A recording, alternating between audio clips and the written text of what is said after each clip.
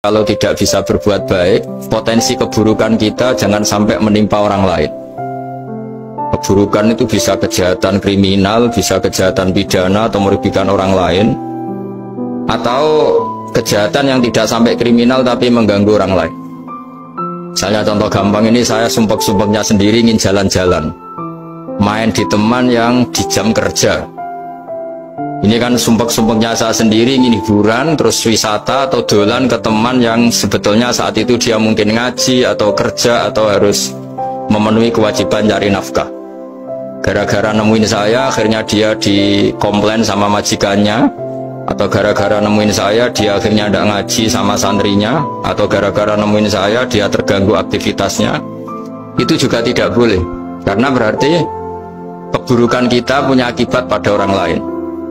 Jadi kaidah dalam Islam itu kalau tidak berbuat baik, potensi keburukan kita ini jangan sampai menimpa orang lain. Sehingga di sini Islam menyarankan uzlah. Uzlah itu nyepi.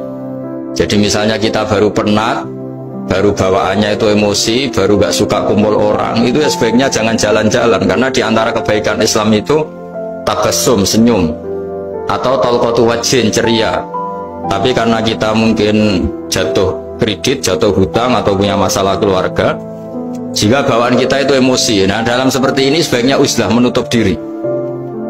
Sehingga kata Rasulullah SAW, dalam zaman akhir di antara kebaikan itu kamu meninggalkan manusia aktivitasnya, kemudian watada'un nas min syarrik, kamu meninggalkan manusia supaya nggak kena keburukan kamu.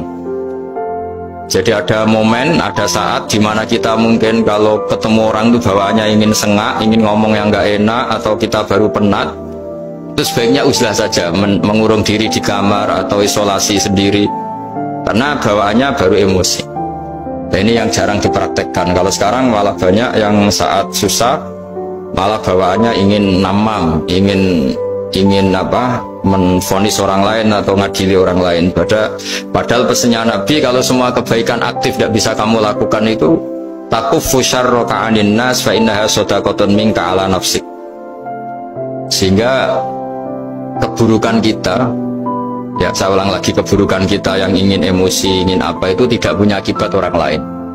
Di sini kearifannya Rasulullah SAW, beliau masyhur ngendikan, layak dilqodi wa ghadban. Jangan sampai seorang hakim bikin keputusan ketika emosi, karena bawaannya orang emosi itu pasti nggak terkontrol intelektualnya, nggak terkontrol nuraninya, nggak terkontrol semua sifat baiknya. Itu kalau punya keputusan bahaya sekali. Jika Nabi dari awal ngendikan layak dilqodi wa ghadban, orang yang sedang emosi tinggi jangan bikin keputusan penting.